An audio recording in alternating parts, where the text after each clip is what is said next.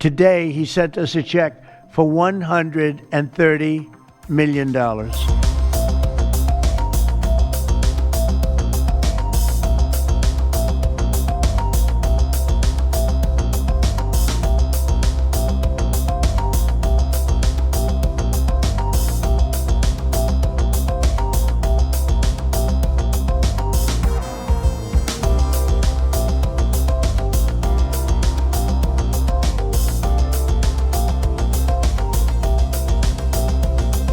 By the way, a friend of mine, talking about donors, a friend of mine, a man that's great. I'm not going to use his name unless he lets me do it.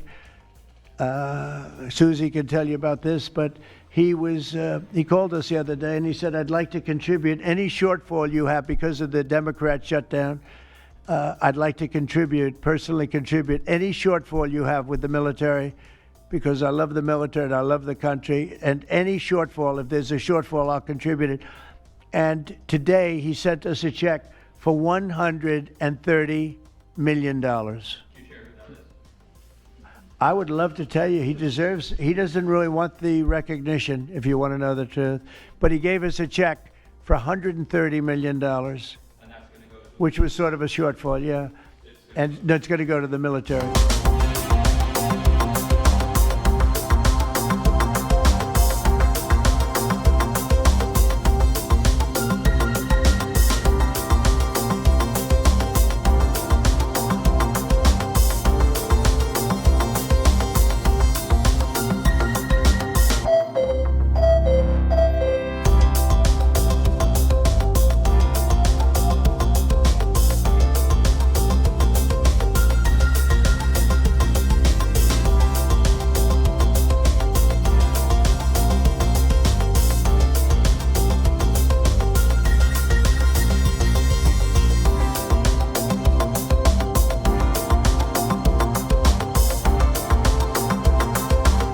Seven-week temporary funding bill. Is that the entirety of the Republican agenda? No, it is not. No, it is not. But I refuse to allow us to come back and engage in anything until the government's reopened, when the Democrats do the right thing for the people. They're playing politics, and we have to use every ounce of leverage we have to make sure they do the right thing.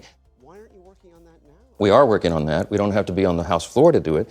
Our appropriators are working around the clock. They have been. They're negotiating not just in our party, but across the aisle to get the next batch of appropriations bills ready to go. I think what we've said is that we will not support a partisan Republican spending bill, which is the bill that they continue to bring before the Senate and that emerged from the House, if that bill guts the health care of the American people. And that's the reality. We have repeatedly and publicly and privately made clear to our colleagues on the other side of the aisle that we will sit down with them anytime, any place, with anyone, either at the Capitol or back at the Oval Office, to reopen the government, find a bipartisan path toward enacting a spending agreement that actually improves the quality of life of the American people, while at the same time decisively addressing the Republican healthcare crisis that's devastating people throughout the country. Working class America, rural America, urban America, small town America, the heartland of America, and of course black and brown communities throughout America. But we haven't heard anything from Donald Trump or the Republicans over the last few weeks. They have gone radio silent since the Oval Office meeting.